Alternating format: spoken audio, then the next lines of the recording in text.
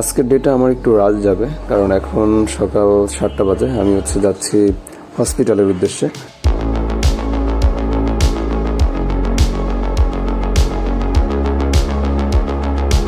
আমার এক রিলেটিভসের আজকে ডক্টর অ্যাপয়েন্টমেন্ট, প্লাস একটা রিপোর্ট আছে এবং একটা টেস্টও আছে। সো এগুলো কমপ্লিট করতে হবে, এগুলো কমপ্লিট করব এবং ঢাকার এক প্রান্ত থেকে আরেক প্রান্ত আবার মুভ করতে হবে আমাকে আজকেই।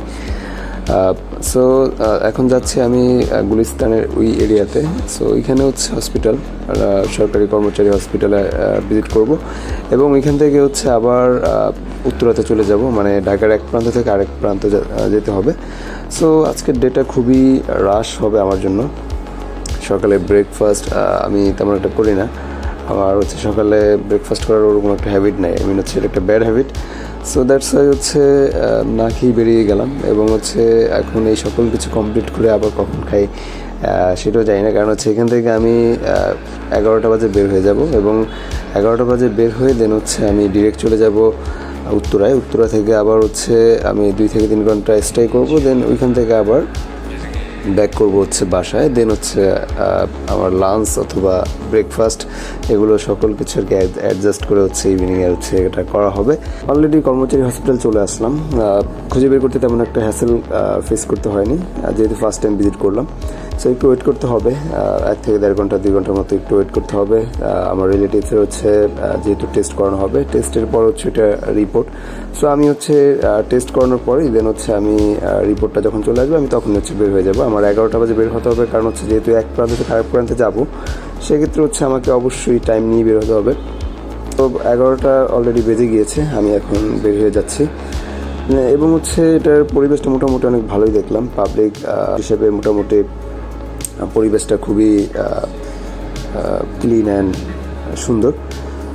সো উত্তরায় চলে আসলাম এবং উত্তরায় এখানে একটু আসতে খুবই প্রবলেম হয়েছে।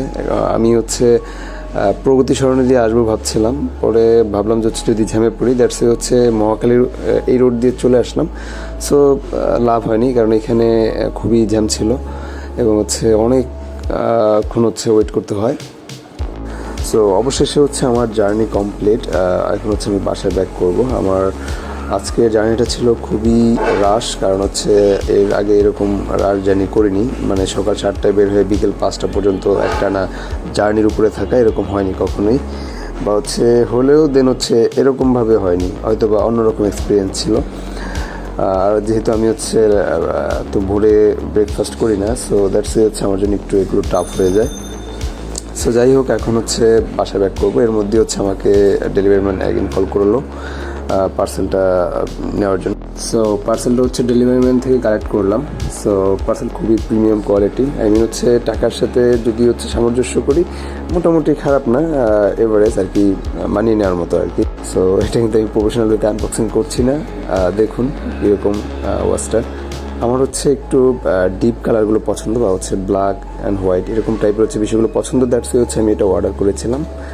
কাইন্ডলি দেখে জানাবেন কেমন হয়েছে, আমার চয়েসটা কীরকম ছিল এবং আমার হাতে কীরকম মানিয়েছে, কাইন্ডলি জানাবেন। সো আজকে এই পর্যন্তই, ভালো থাকবেন, আল্লাহ হাফেজ।